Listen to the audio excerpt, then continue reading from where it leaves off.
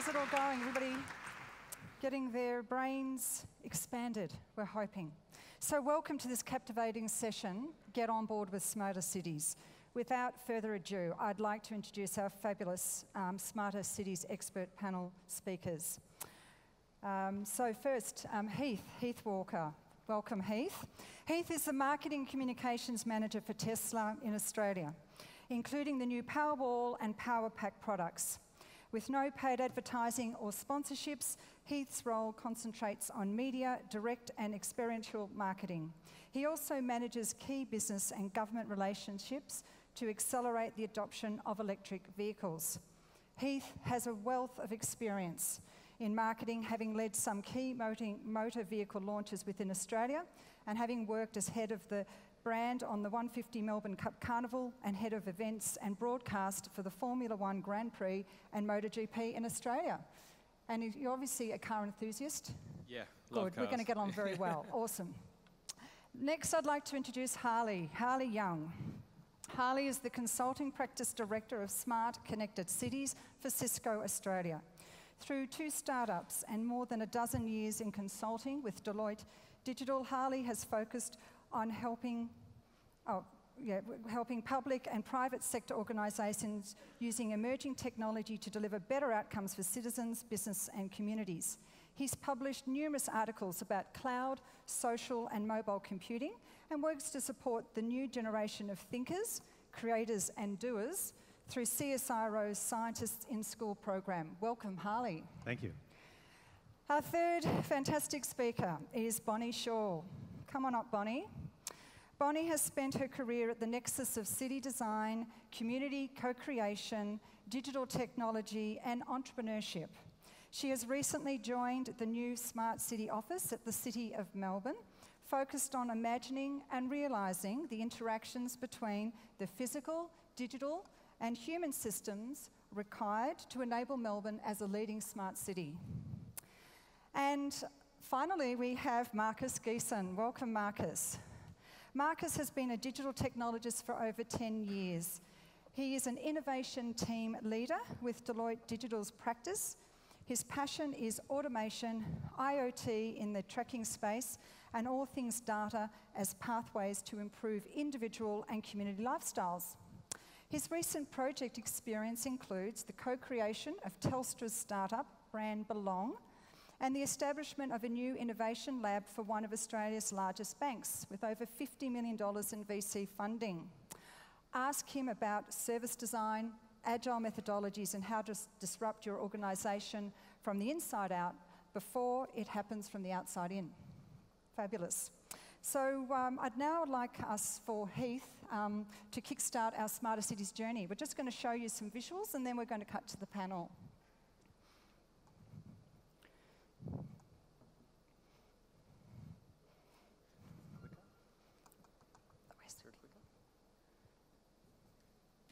That might be handy.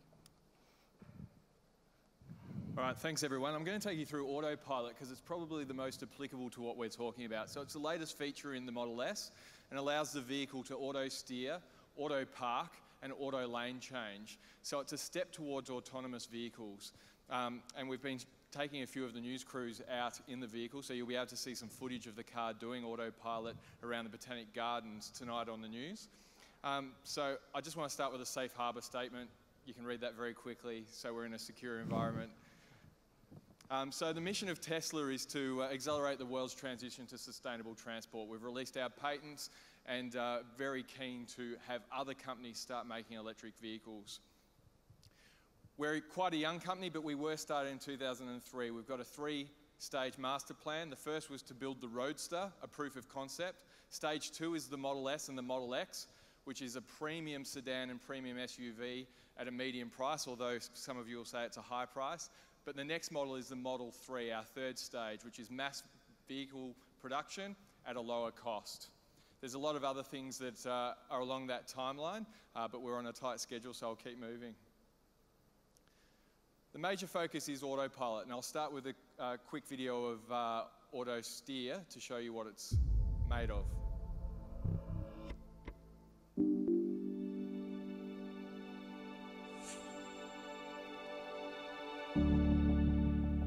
So we make it look really simple, and that's intentional.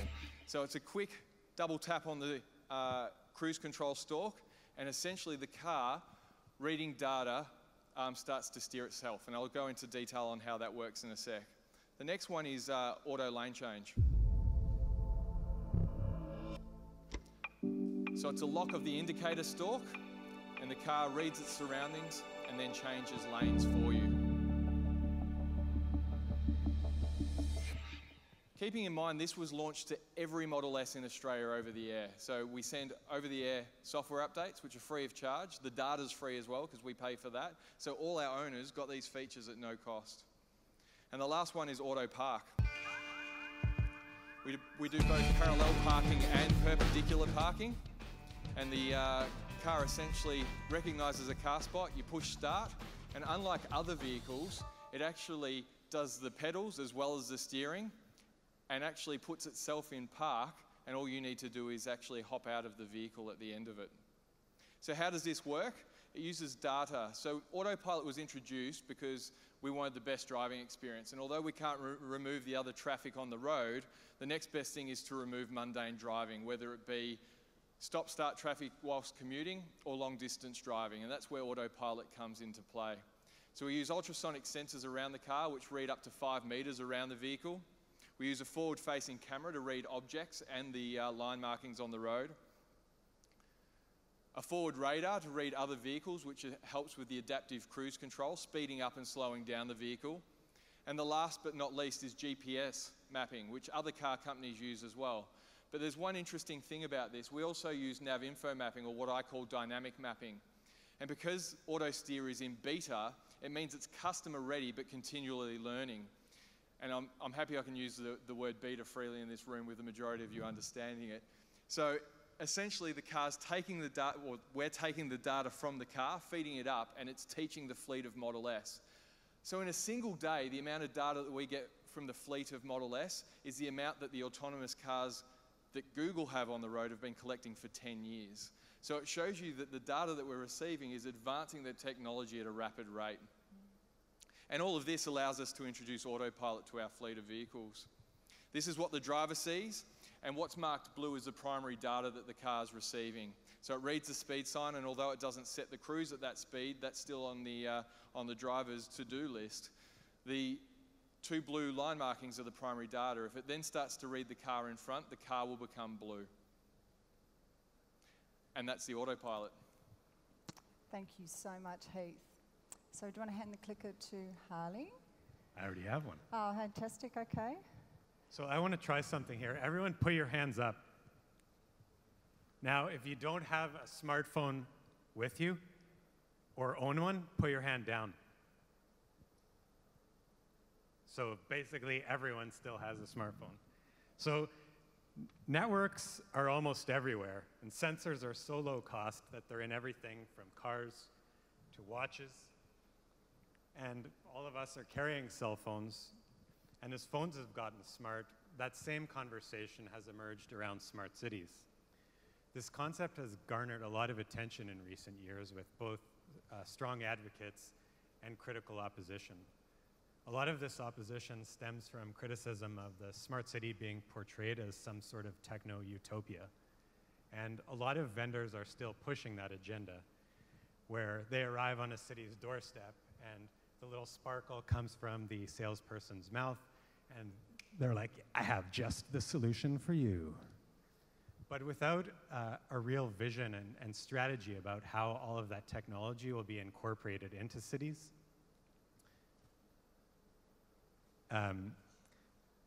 you end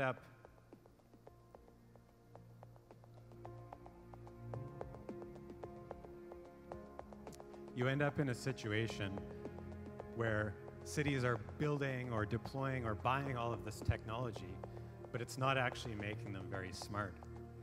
So our view is that smart cities really need to begin with a conversation amongst vendors, businesses, citizens, and council to understand the needs of a community, and then to take those needs, wants, aspirations, and desires and prioritize and evaluate what is practical, and to weave those things into a compelling narrative about how smart city solutions and technology can make improvements in the lives of all of those people who comprise that community.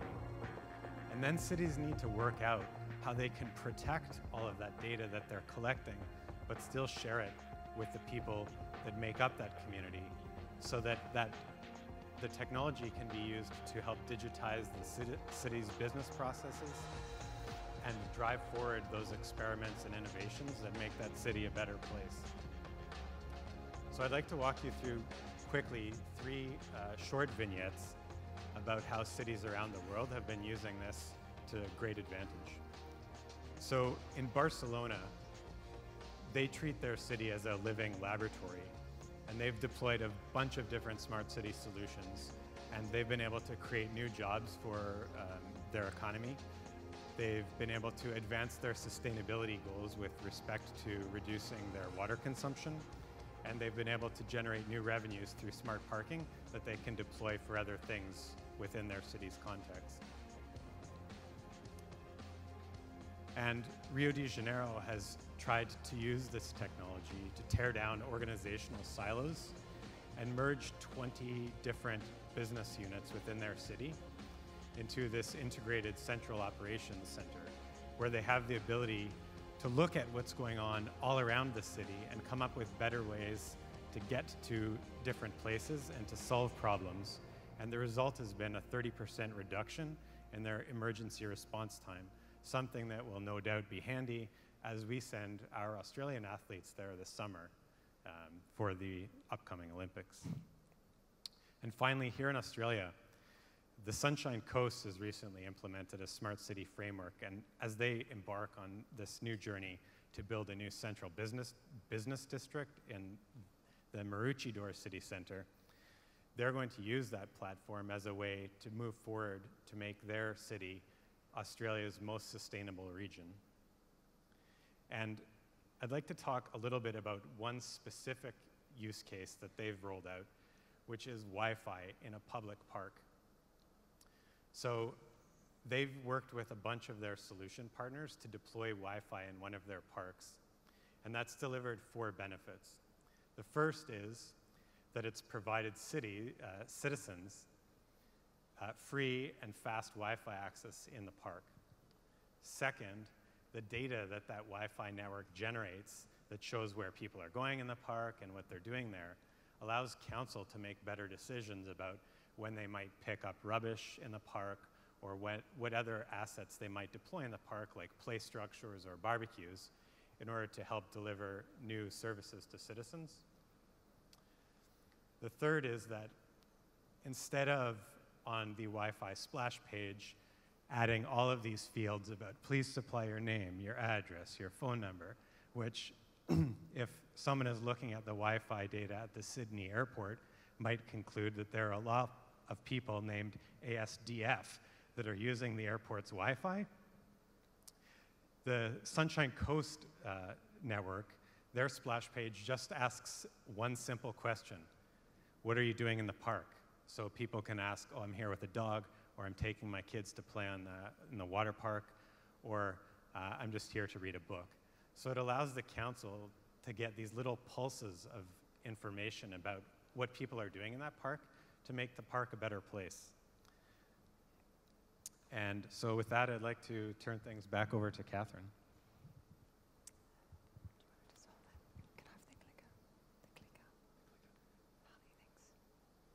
Fantastic. Thank you so much, Harley. So I'm going to be very quick and share with you a non-vendor, driven by the people model that's been deployed in Europe that Meshed is going to bring here to Australia.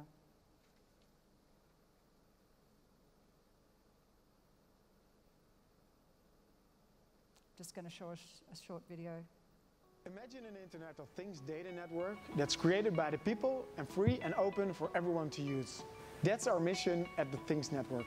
We are a group of people that is building a global, crowdsourced, open, free Internet of Things data network. New technologies allow for things to connect to the Internet without Bluetooth, 3G or Wi-Fi. This technology is called LoRaWAN. It's very battery efficient, so devices can last up to 3 years. It's long range, it has a reach of around 10 kilometers, and it's low bandwidth, ideal for the Internet of Things. The good thing is that this network can be built at a fraction of the cost of traditional mobile data networks. The bandwidth used by LoRaWAN is open, and the network equipment is low cost. In the old world, building such a network was up to large corporations. We built the network ground up, funded by its users. So with a small group of people, it's possible to provide data connectivity for an entire city. It's our mission to support that globally. The city of Amsterdam was covered in 4 weeks, and use cases were built on top of that, starting from the first day. We believe the abundance in Internet of Things data connectivity we're providing result in exponential innovation in the Internet of Things. You are the network, let's build this thing together. So Bonnie, what's been keeping you busy with regards to the newly established Smarter Cities office at the City of Melbourne? Well, I joined the Smart City office in November last year, and we are looking to connect the human, physical and digital systems of the city to enable better livability. And so we're working from a really solid base in the city. We've had an open data platform for several years that's very robust. We've had an innovation lab operating out of the ground floor in City Hall, who are now running digital prototyping processes using human-centered service design to better inform our digital service delivery. We partnered with Telstra towards the end of last year and ran an IoT hack on a LoRaWAN network that they set up. And we're actually, I'm going to give a little plug if that's okay. Sure. We're actually in the process right now of refreshing our community plan. It's called Future Melbourne. And it's an opportunity for anyone in the city to contribute their thoughts and ideas about what the future of the city should look like. And in particular, there's a stream around digital city or smart city, what the digital future of Melbourne should be. And I'm really hoping that everyone in this room will contribute some thoughts and ideas about that so that it be included in that discussion. So it must be a bit overwhelming. You've just heard Heath, Harley, myself. You were sharing with me earlier about the approach that you're taking to try to synthesize all of that information, and you're obviously wanting everybody in this room to get involved. So, yeah. So the challenges that we're facing as a city, that all cities are facing around the world, are big, complex changes that are being driven by all sorts of factors. And so to solve them, to address them and to prepare for them, we need to work really collaboratively. We've kicked off a piece of work already with the startup community that we're working on a co-design process to understand what the needs are and how we can better support startups in the city. And as we go into developing a strategy for Smart City for Melbourne, we'll be doing that in a really iterative, co-designed way. So we practice a human-centered design approach and are really taking that into this work. Well, that's a wonderful then entree into Marcus's perspective. Marcus, can you share with you what's been really at the forefront of your clients' minds in terms of what you've been doing at Deloitte Digital in this space? Yep, so at Deloitte Digital for the last 15 months, I think I've been somewhat of a conduit between industry, between public and private companies, and really looking into customer experience and human-centered design. So looking at what are people's needs and wants, and looking at what are we doing, how do we prototype something really rapidly, and how do we apply a growth hacking approach to ideas and to meet customers' needs and wants. Beyond that, we're actually looking at what APIs do we need to connect the IoT? What do we need to do to create an infrastructure to support these things? How do we make it available to more people?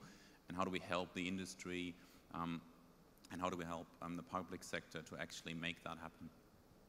So here's a fact, and I know a little bit about this because I ran IBM's Smarter Cities program for 10 years in Australia, New Zealand and AP. Australian cities are really well known as being the world's most livable cities, but I can assure you, on the world rankings, we are the world's dumbest cities. So, you know, the challenge I have here for the panel is, what are we doing wrong? Who can I start with? Bonnie, do you want to share a little bit? Because you're hopefully going to turn this around. Yeah, let's hope so. So I spent quite a few years living in the US, and at a point in time during the major financial crisis, and there was some things that happened there, and I think it might have been Todd Park, who was the Chief Digital Officer, or CTO, Chief Technology Officer for the White House, said never let a good crisis go to waste. And the experience that I had over that period of time was that there was a lot of people out of work, struggling to find employment, graduates coming out of school really highly trained, with nowhere to go and nowhere to put their time, and this great hunger to make some change in the world. And so during that period, there was a huge groundswell in a civic technology movement, and the sort of follow-on from that is the healthcare.gov initiative, as they got ready to launch the Obama's big healthcare initiative. The website itself was broken, massively over budget and out of time, and so they brought in some technologists from some of the big technology companies, and they rebuilt it in a matter of weeks for a fraction of the cost. And that led to the establishment of the US Digital Service and 18F, which is an internal consulting organization within federal government in America. And so they used that massive crisis to actually drive some really meaningful change. And I think maybe one of the challenges that we have here is that we haven't faced some of those huge crises. Well, that's a very good point, and I suppose I'd like to open this to Marcus or Harley. That, you know, have you got some examples of where we're doing this well here, or what we could do differently based on the Australian context? Yeah, I think what we could do differently, and that's me having a German background where Germans are usually a bit nagging and very efficient. I think one thing that we could do better is look at not just improving things, but actually looking at, rather than making a city better in terms of improving it, how do we make it actually more livable? So how do we create the right value for people? And rather than doing something that we think people want, figuring out what they actually want, and not just interpreting what we're hearing, but actually going directly to people here and creating a fabric that allows people to make an impact themselves. So if we're talking about startups, how do we allow startups to and enable startups to come up with their own IoT devices? How do we get them to roll them out at large? May it be through APIs that industry and public offer, may it be through hackathons that have got the right shape in terms of IP policies and rewards and recognition systems. Those are all things that I've seen working really well in Australia, but I've seen them working much better in let's say a city like Berlin, where you've got a huge startup scene, and it's not too far off from what Melbourne is like. That's a really good example, and seeing how the support. What's really good news is that we've now got an innovation agenda with the federal government. We haven't had that one. And another fact, Australia is the only OECD country in the world that actually doesn't have a inclusive and strategic innovation agenda. So that's another thing that I think we're going to get better at.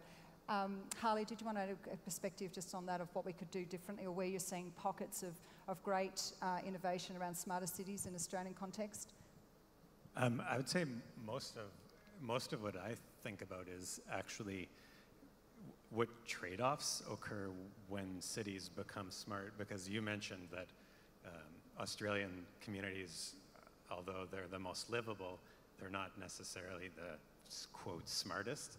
And that often means like they're not the most woven together with technology. But does that mean that they're the most livable in spite of what we've done, or because of it? And I think often people believe that, oh, we'll just jam all this technology in place and suddenly things will be magically better. But that's not actually true. Very true. You can implement all of the technology solutions you want, and then you end up with a bunch of new digital silos that replicate existing problems. And I think unless you do what Marcus mentioned and ask people not specifically what feature do you want, but what do you hope for your family, your career, your life, and use those aspirations as a way to drive design of new services, that you risk building this sort of, as I mentioned earlier, this techno-utopian society where you you imagine things will be better, but actually they're horrible and oppressive. And so I think the one thing that the government needs to do is make sure that people are aware of what trade-offs we're making when we give up all of this data, but at the same time encourage and allow innovation to happen so that you don't end up suppressing free speech and the free association of people. And the last word you said were people. So we're seeing that when people get on board, new technology can actually be adopted with, I suppose, excitement. So Heath, we are seeing a really positive take-up, would you not say, for the Tesla technology? If I recall, I actually was very fortunate. I think about 7 or 8 years ago, one of the execs in Armonk in IBM had the Tesla Roadster, and he took me out on it, and I thought, oh my goodness, this is just so amazing. But what's really positive is what we're seeing here in Australia. So do you want to just share with us, what do you think that is unique about the eastern seaboard of Australia? And I know you've been doing some amazing engagement, not just in metro areas, but also in regional areas. Do you want to put a perspective on that? Yeah, I think any functionality that you put in needs to be desirable for the community, but also usable. So there needs to be a human benefit at the end of it. And what we've focused on at Tesla is ensuring that the product is zero compromise. So if you're going to give up your petrol car and adopt new technology, it needs to be better than what you had. And so that's what our focus is, and in making sure that we're the only car that gets better with time. So the day that you buy the car is the worst it will be. So we send over the air software updates to continually make it better, but we also receive customer feedback. So an example of that is the creep mode in the car, and it's a weird name, I agree, but essentially our early purchasers missed that movement at the lights of going forward like an auto car does. So they all wrote to us, and so what we did was create the functionality to be able to be turned on and off and actually put that out there. And I think Marcus is right. If we ask the community what they want, but then look at what's available and concentrate on usability rather than technology for technology's sake, we will advance quicker. And I think the two biggest hurdles that we face probably in Australia are speed and policy. And at Tesla, we only have one policy, and that's a zero policy handbook, because we believe policy is a baseline to everything that we do. So we need to aim higher than what the policy is in place. And I think if we have that along with speed, and electric vehicles are a prime example in Australia, I think we've been really low to adopt it, yet we're a really fast adopting country of technology. And I think it's because so many companies and infrastructure suppliers have been waiting for the chicken or the egg. So we can't put in more infrastructure because we don't have electric vehicles in play, and we can't sell more electric vehicles because there's no infrastructure in play. Well, we're not sitting on our hands waiting for either. We're going out there and doing both, and we'll soon have the most infrastructure in Australia. And that's not just so that we can brag about it, it's because that's what the consumer wants. And I think we need to look at that across as we start to develop technology for smart cities. I really resonate well with that point because in activation, particularly with cities, they're actually looking for opportunities of economic development and also to put their city on a map in a really competitive environment. So it's been really pleasing to see that you've got the power walls in places in regional like Canberra and I think it's Goulburn. And that's, I think, brought a bit of a vitality. Can you share with us, was there involvement with the city in terms of making that happen, or was that something that just organically sort of progressed as you started to get the customers, people sort of on board?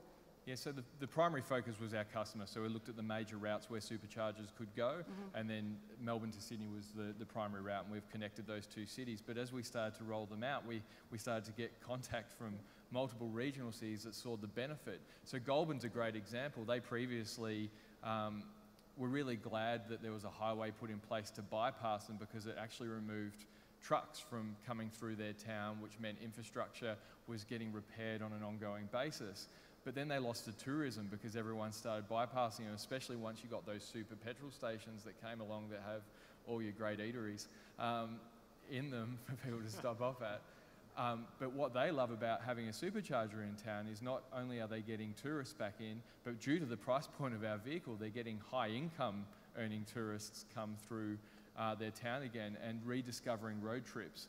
And given that we pay for the charging, it means that they've got a free lunch on hand to be able to dispose of when they get to town and stop off for 20 minutes to an hour to recharge their car on their journey. Interesting, the telephone booths around the Telstra booths or stands around the city are being enabled with Wi-Fi. Have you got any plans to Wi-Fi enable your Powerballs in Goulburn? Yes, That's something completely left field. There you go, just thought of it. Yeah, no, we want to provide a great experience at all the superchargers as a 24-hour experience, and we're trying things around the world. One of those things is Wi-Fi, because whilst you're there, you can connect.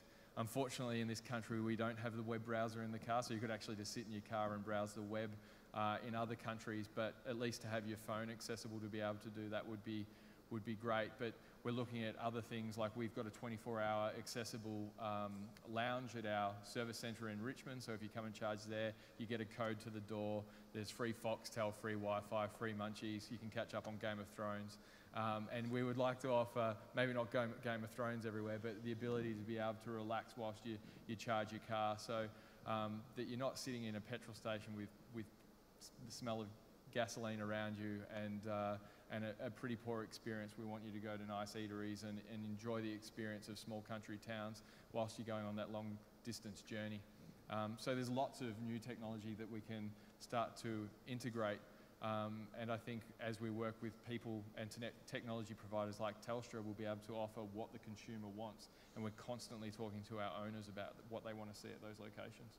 So let's broaden it a little bit. We're talking about EVs, but let's expand to the whole concept of mobility. Now, Bonnie, you've got some views around that from a city perspective in terms of what you mean by mobility, the ability for people in your beautiful city to get from A to B. I know your plan is not just looking at one area, it's looking more holistically. Do you want to share that sort of perspective? Yeah, sure. I think it's a really interesting perspective with the market driving a lot of advances particularly in vehicles.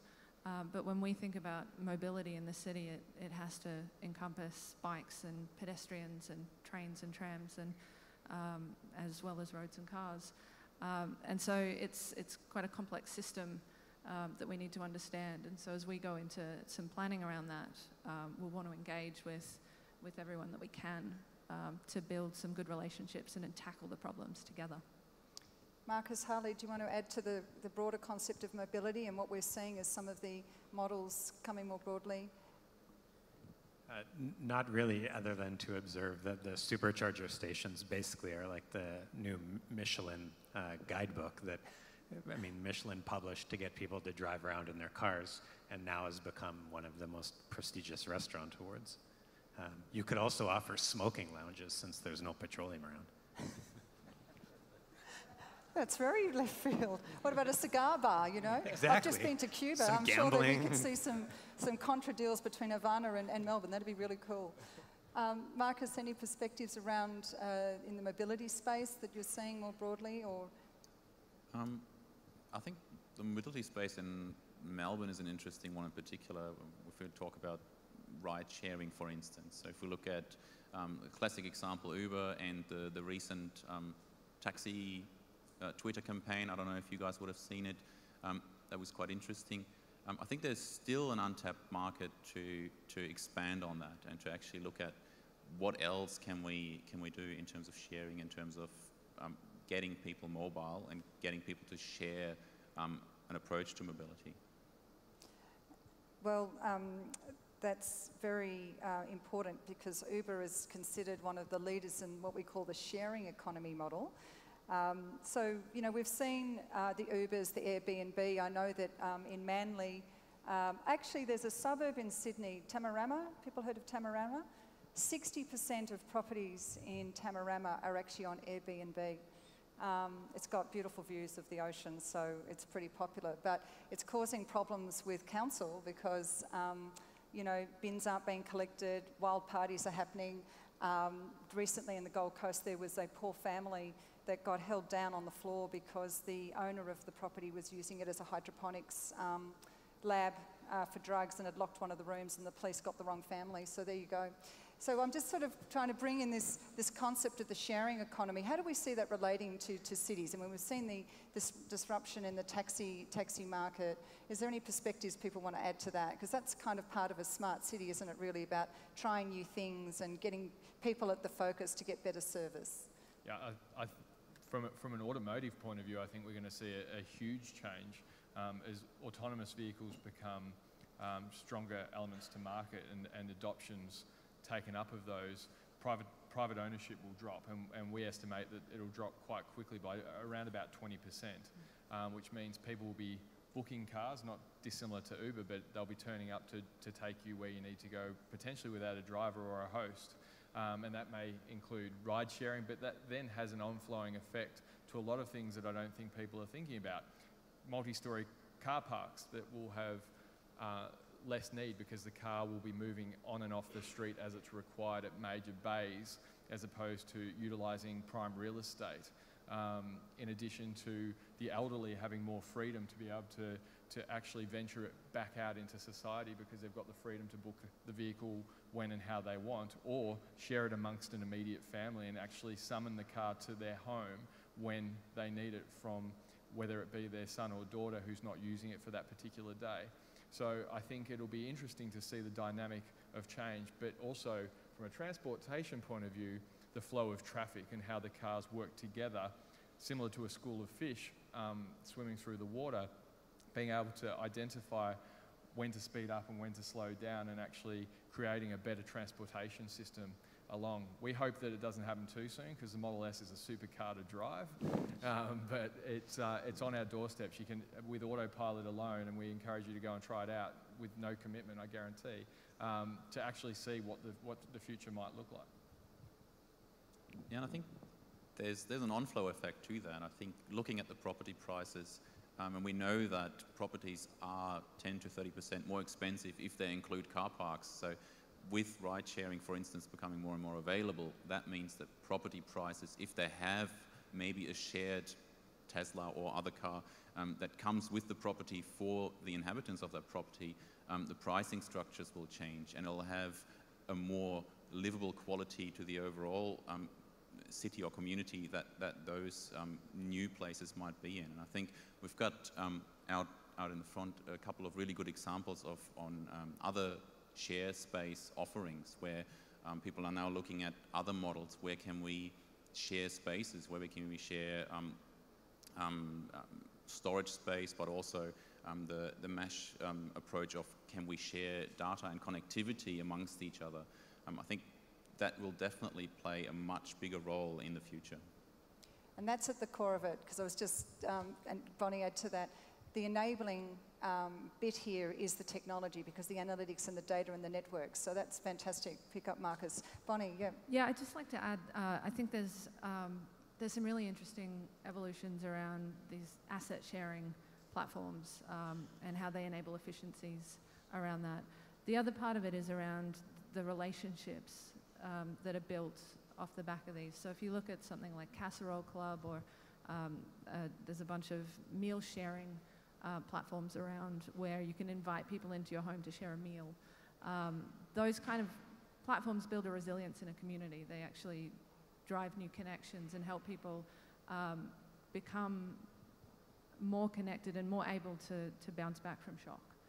And so I think there's a really important piece around the human aspect of these platforms that's connected to the assets, but has an even greater effect. So what approach is actually working? Do we think it's a top-down approach or a bottom-up approach? How we create these new models to come to market and thrive? Any perspectives on that? Do we see either way? That's kind of a bit of a raucous debate about this, you know? It feels to me like it's mostly a bottom-up approach, where you have swarms of activity and lots of people starting new companies and pivoting and switching ideas and failing or succeeding, and then coming together to produce something new. And I mean, say 5 or 10 years ago, when some of these social networks were emerging, you had people living in apartment buildings moving into cities, and that urbanization continues. but people would move into communities and they wouldn't know anyone. They'd move from their old neighborhood in the country where they knew their neighbors, even though the neighbor was kilometers away, into a city where they were in an apartment block with 400 people, none of whom they knew. And now these new ideas are coming into being that allow you to invite people over to your house, or share a car, or borrow a wrench to fix your toilet, or things like that. And we're starting to see, finally, the promise of social network actually become social, rather than digital isolation, which you could do on Facebook. You could sit at home and chat with all your friends in Germany or my family in Canada and never have to know anyone in Australia. But now these new things, if you want to borrow an egg, I'm not going to fly to Berlin to borrow an egg from someone. I'll go to your house, meet you, and borrow an egg. And I think that is really important, especially given some of the things that have been happening with refugees and asylum seekers coming to this country. There needs to be better ways to integrate people into communities as they move into cities and as new people join our communities. And that's really the mantra of a smarter city, isn't it? It's about that inclusion capability. Heath, you wanted to have a little bit of a chat about the bottom-up or top-down. What's your feeling? Yeah, I think, like I said earlier, I think it needs to be consumer-led. So the people that are utilising the devices, technology, whatever is out there, it comes down to usability. But like we were saying, there's multiple things popping up. So there needs to be some top-down approach as well in controlling what gets released to market, so that there is integration between each of the pods that are being adopted and developed. So I think it's a two-way system and flow, but I think due to the groundswell of the base, that will drive the change initially, and then the policymakers and deliverers to market will be able to assist in making sure that everything's connected as it's released to market. I couldn't agree with you more. In the space that I'm working in around public IoT networks, what we're finding is that policy is really important, because in order for machine to machine to happen, you have to have spectrum, and we're using the 900 megahertz spectrum. But, you know, we really have a vision to put this technology in the hands of everybody. So anybody who's got a Zigbee or an Arduino can connect free to the internet to be able to manage that. But it's also important that the government understand that they protect free networks, just like free radio, so that, you know, it can be consumer-led, and that, you know, it's open and sharing, and we try to create that access. Any other perspectives? Good, all right. So, I was just going to say, I think I'm new to government. This is my first role in government, and I think there's a really interesting role around our ability to kind of cheer and support, and to influence, to collaborate and to lead on some things. And I think as we go into the strategy work that we do, we'll kind of look at things through those various lenses and look at how we can support great stuff to happen in the city, and also take a leadership role in some things as well. I think it often works like a large corporation where the CEO stands up and she says, my vision for this company is to do something. And then it's up to all of those individual people to help achieve that goal. So if Bonnie stands up, or her boss stands up and says, this is what we want to make Melbourne, we want to make it this kind of community, and you get the support of the community because many of those people that you work with are elected, then it's up to the community to help build that vision, because the government is never going to be able to do everything for every single person.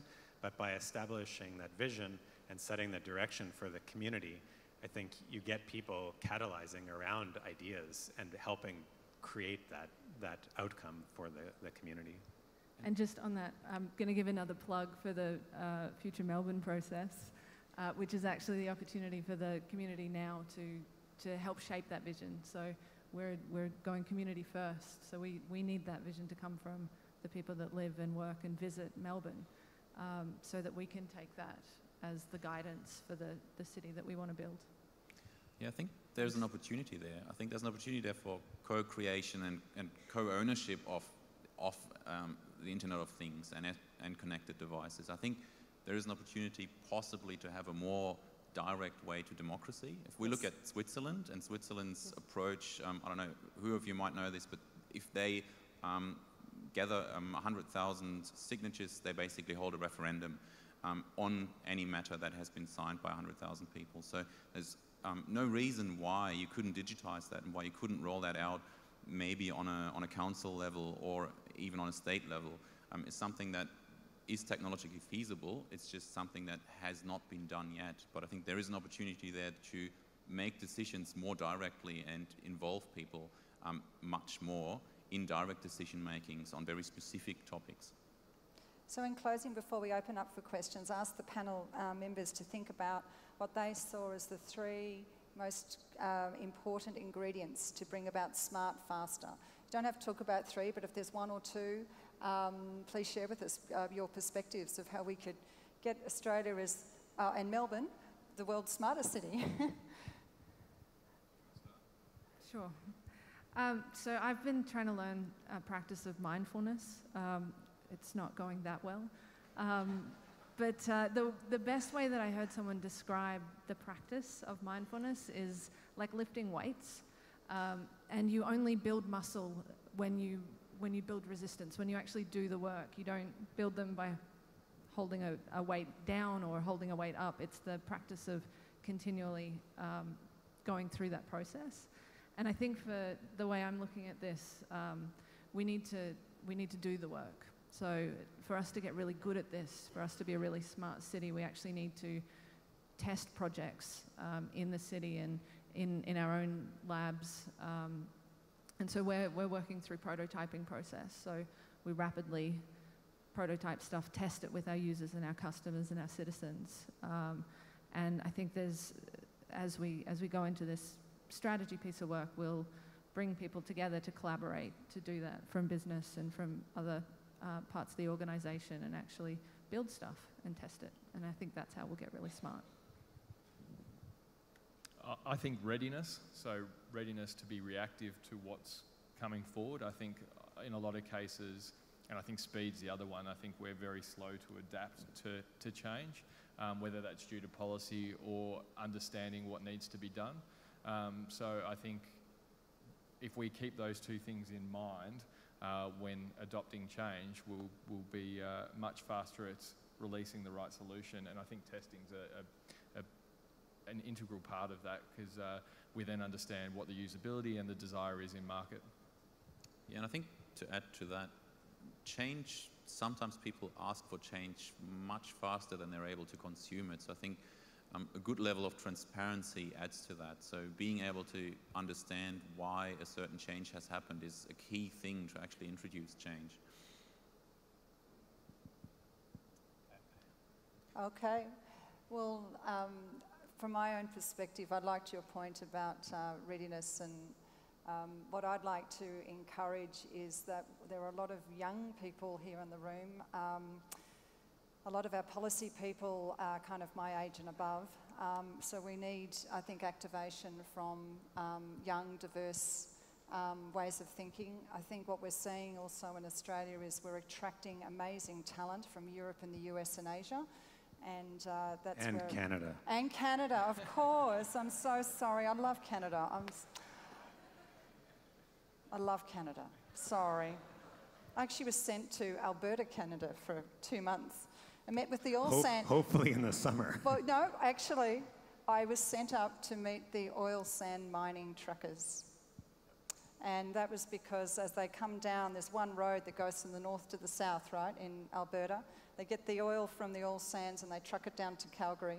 And on the way, unfortunately, they steer off the road and not just kill themselves, but there was a community that lost a couple of houses. Sounds like they need autopilot. They sure do. And while I was there, I was very fortunate because I got to go in a Volvo driverless truck. So that was very, very cool. We would love to have some questions. We want this as interactive as possible. So I think there are some microphones up the front. On the side, okay, fabulous. Okay, yep. Okay. I just had one question in regards to innovation. You were talking about the innovations that have been encouraged now since Malcolm Turnbull has taken prime ministry. I just wanted to know if you think that the spurring of innovation is coming a bit too late in people's lives as opposed to being encouraged earlier on. And what are your views on the way our education is at the moment? I've got a strong opinion on this. Awesome. We like strong opinions. Come on, let's get rowdy. I think with technology, normal practices such as accounting and things will start to become autonomous. And I think our education system probably spends too much on the left-hand side of the brain rather than the right. And innovation's it's not being, I guess, encouraged within our system at the moment. It's still following a portfolio of what we need to do to reach general careers. And I think there's an opportunity there to start looking at our education system and what will be needed in 20 years rather than in 2. So I think the time is ripe, and if this government truly believes in innovation being the future for this country, then that's where we should be starting. If you were to, sorry, don't mean to be selfish. If you were to be able to introduce a subject into the curriculum of school, what would it be? Yeah, you go. Oh, sorry. You've got a mic. It has, look, I do a lot of work, and it has to be around STEM. You know, we've got to get STEM. Do you know we are one of the only countries in the OECD world that doesn't have basic maths, you know, as fundamental for people leaving school? Now, I know that maths isn't required for coding, because I've got a 17-year-old who's a nutter on coding, but she's doing math. But, you know, STEM, science, technology, engineering, and maths, we have got to get discipline around that. What was encouraging is I think only yesterday, Malcolm Turnbull was at some school, and they've got a program now I think they're wanting to introduce in grade 4, which I think is really cool. But other people might have another perspective. We can't have an innovation nation without having focus on not just STEM, but also creative and design thinking. Any other perspectives? I think if there was a subject I would introduce, it would be experimentation. So actually just do things, just let people try things, and especially students. The most that people learn whenever I facilitate workshops is when you actually get them to do things, to try things, and to run a bit on their own steam and figure out what works, what doesn't work. So I'll give a plug for my previous place of employment, which was the Foundation for Young Australians. And they're actually delivering a program in schools at the moment for grade 8 to 10 students called $20 Boss. And it's an entrepreneurship program, 8 weeks. All the curriculum's delivered online, and it gives students the opportunity to run through a human-centered design process to develop a business. They identify a market niche and then go through training around how to actually stand something up. At the end of the 8-week course, they get $20 cash seed funding to start the business. They operate it for a month, and then at the end, they have to pay the money back. So that's it's rolling out nationally, I believe, this year. So it's a really great program that's had some really awesome results. They're also speaking at some point on the program, so you should check them out. Fantastic. We should give them a plug. You've been very patient. Thank you. And no worries. I just Can you just stand say your here. name? Do you mind if you're saying your name and where you're from, just so we... Yeah, sure. I guess I'd like to say about that. My name is Paul, and I come from the company called Operation. We are doing the virtual reality and augmented reality things. So I'm just so exciting. I have to stand here because I really want to jump in the stage to talk with you. The first thing I want to talk is Tesla. I just was so lucky to test the Tesla model yesterday, and I have a drive test. I don't know if you have a chance to drive that. That's amazing. I just can't find one reason why not I just buy a Tesla. So just waiting for the release. It's Model X, SUV, Model X. Yeah, the Model X is going to be out later this year. That will be my first Tesla, and I'm going to buy that straight away this year. How much did you pay? He obviously paid him a lot. He still has the Tesla grin. Look at him. It's great. I'm not sure. Another thing I'm going to tell you what story behind that is today, right now. My colleague is telling the Tesla in state about our collaboration. So I'm so glad to meet you today, and I will see you soon in your office in 2 weeks or 3. Another thing I want to talk about is a very interesting topic you raised up, which is Sunshine Coast Council and the City of Melbourne. And I'm so glad that we are part of the Sunshine Coast Digital City. Because what you're talking about, the big data, that's the first part of the project, the Sunshine Coast project, which is we grab the data and transform the city to the digital world and grab the big data. And also that's the age we are in. you know, every people here having their smartphone, all of you just stand up, just say, oh, we have a smartphone. All this end device is sending data to the cloud. We are in the stage of the big data. So what is the next stage? That's the things I'm talking about here. And also that's the thing what we bring to the Sunshine Coast Council project. So the next question is, okay, all the data is here, is in the cloud. So what the next question is, what's the next age? What's the next thing with this? What's the next thing we can do for this data? So we answer the question by using the technology called augmented reality and virtual reality. Yep. What this technology can do is deliver the correct data to the right people in the right place.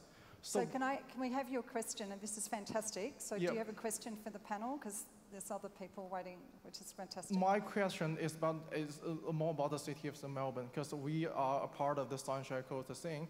So my question is, what's the plan for the city of Melbourne? What do they want to do? Do you want to bring the augmented reality or the augmented reality technology to the city of Melbourne? And because we are transforming the Sunshine Coast to the digital world, but we are a global company based in Melbourne, there's no point. Why not? We can just make some connection, and I want to contribute to this project. Thank you. So we, in the Smart City office, we have our GIS team who work on one of the most incredible four-dimensional models of the city. And I say four because it can go back and forwards in time. I believe there's been some experimentation around using augmented reality with that modeling. So it's definitely something that we're thinking about and starting to work on. Maybe you two could connect after the session. Thank you so much. Thank you very much. Next question. Thanks. Hi, my name is Jessica Reesby, and I just wanted to ask a question around what you were talking about, the collaborative approach. You mentioned that, and I think you all unanimously agreed, that you wanted to build this smart or IoT future from the bottom up. And you were mentioning that at the moment we're going through such transformation with the sharing economy. So I was thinking, if it's so difficult to engage people and understand what consumers want when something doesn't exist, so for example, your creep program on your car, which sounds weird, you can review and let Tesla know what you want. But if the product doesn't already exist, you can't really review it. And you were also talking about the fact that social media and this whole social network is no longer so social. So obviously you guys have all heard of like meetups, and yeah, you understand that. I was thinking, would it be an idea for big companies to get involved more with meetups when you don't have to quit your day job, go to a startup? You've got a whole bunch of people from various different backgrounds with ideas, and instead of having an innovation lab where you're working and being employed by them, you're all just contributing ideas, and that's up and running. Are your companies thinking to invest in these small little meetups and create ideas? Great question. I think there's a few things amongst that question that are relevant. The first being that the data that is involved in social media now, rather than being social, that provides a research platform. And I think we spoke about test cases, and you can actually put those out into the environment and get immediate feedback as opposed to doing traditional market research. In addition to that, we as a company have invited working groups such as Product Hunt and others into our store to do presentations of their future products that they are looking for investors for. So they hold the event at our store in Sydney and in Melbourne. We did so. We expose them to what Tesla's done through a presentation and how we started as a company and have evolved over time, to try and give them some learnings, but also expose them to some senior investors to help them get a leg up in what they're doing. Quick response to anybody else wants to respond, because we've got two more questions and then I think we're going to have to call it a day. Maybe quickly on involvement in meetups. Deloitte Digital definitely is involved in meetups. So I know that because I've actually invited meetups to be hosted at our premises if they didn't have their own location to do that at times. Also, we've got a lot of our team members being involved in meetups and helping organize or actually helping facilitate those. The other question around what customers want or need, I think, is not just ideas that customers give you, but I think it's our job to synthesize and draw out themes, not necessarily ideas, but wants and needs of customers, and then testing ideas based on what we hear and what we feel customers might need or might want. Fantastic. Thank you. We've just got, thank you so much, great question. 2 last questions and I think we've got to wrap up. So this lovely lady's been waiting for a while here. Hi, Sam Hodgson, Clemenger BBDO. Just wondering which cities will be the smartest cities in 5 years' time and why? Who are you watching and who should we be watching? Well, hopefully we will be. I'm seeing some great stuff come out of Berlin, Amsterdam, Barcelona. They've really invested in a lot of infrastructure. Medellin was recently voted one of the top smart cities around some of the infrastructure that they've put into the city that's enabled new community interaction. I believe they located a brand new, incredible library hub in one of the poorer parts of town that enabled people that wouldn't normally get access to facilities like that to create that as a meeting space, and actually drew a lot of people from outside of that community in. And so I think you're seeing a lot more places that are using technology as an enabler for better experience and more cohesive communities. So I think to add to that, the Medellin example is a really good one. They had favelas that were really in trouble in terms of crime rate, in terms of connectivity. So I think the answer is, for me, the cities that are the best connected, not necessarily digitally. One of their solutions was to actually create cable cars to connect suburbs or favelas that had trouble to the rest of the community, and all of a sudden people started interacting with each other, and a lot of the trouble that they had actually was resolved by connecting people digitally as well as physically. Just want to add there, if anybody does go to Rio de Janeiro, you must go to the operations centre. It's available for the public and it integrates all of the departments in real time. So that is a really outstanding example. In my experience, it's places like Jakarta. Don't think that Asia isn't getting on board. The University of Wollongong are actually using Twitter feeds to deal with flooding, and those cities are not having to deal with crises, not just transport, but also natural disasters and things like that. Harley, did you have a quick comment on where you're seeing leadership, which is a smarter city, which are going to be the next generation? Basically just echoing what Marcus had to say. People think about technology connecting people, but as Heath mentioned, as people reduce their car ownership percentages, cities will have to rethink what they're going to do with all of their street infrastructure that's not needed anymore. And by bringing people back into that public space, you can create new interactions for the community, which I think makes people and cities smarter places to live, work, and play. Excellent. We have one last final question. Sorry, we've gone a little bit over time. Hi, my name is Phil McNulty from Toronto, Canada. Recently arrived in Australia. Happy to see Tesla here. Having the opportunity to drive the car in Canada, North America. Echo the other gentleman's comment. If you get a chance to drive it, definitely take it out. Question was the build out of the network, the superchargers across Australia, because I know you focused on the east side first. What's that time frame look like? Does Tesla have any plans to sort of do a Powerwall type of bundle? And then sort of related to that, feeding back to the cities, feeding that power back to the grid. Anybody have any comments with regards to not only cities, but maybe territories and the whole country as a whole? It's a huge landmass, and you've got so much sun here. It would be crazy not to do it. Yeah, it's one thing that we haven't been ready for is the solar adoption rate, and I don't think we've utilised it as a country to date. To touch on superchargers, so we've done Sydney to Melbourne. Next, we're going to do Sydney to Brisbane. We've already announced Port Macquarie, so that's under construction at the moment, and we'll have completed that probably mid to 3/4 of the way through the year, so Brisbane and Sydney will then be connected. Thereafter, we're yet to announce, but keep your ears peeled because we will be making an announcement shortly on where next. When do you hit Perth? Yeah, well, it's a long way. And not many people drive that far, but we're looking at major routes. With regards to Powerwall, we were prioritised as a country. We actually had the first installation in the world here in Australia, which was very exciting. And the cool thing about Powerwall is we have had that sun. We've got the highest adoption of solar in the world per capita. And so we can now take that sun during the day, charge up batteries and utilize that for either home consumption, so private consumption during peak times, or feed it back into the grid through trading.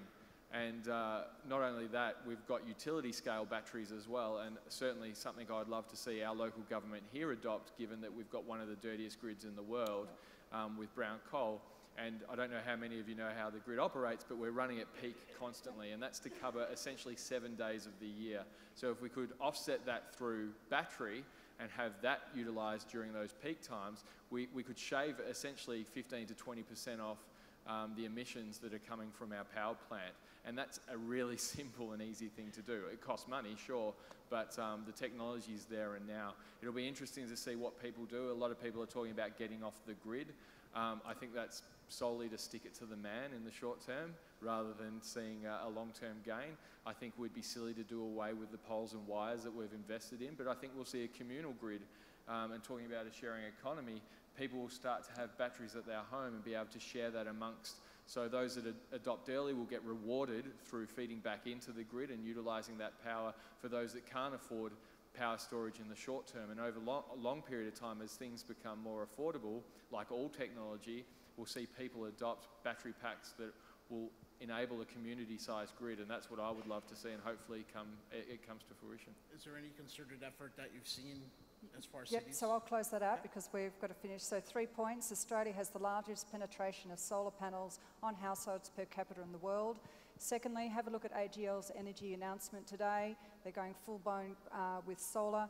And thirdly, have a look at Zen Energy, which is an innovative company in South Australia. They're actually building out integrated community grid through solar and through battery storage. So on that note, I would love to thank Marcus, Harley, Bonnie, Heath. Well done. Thank you.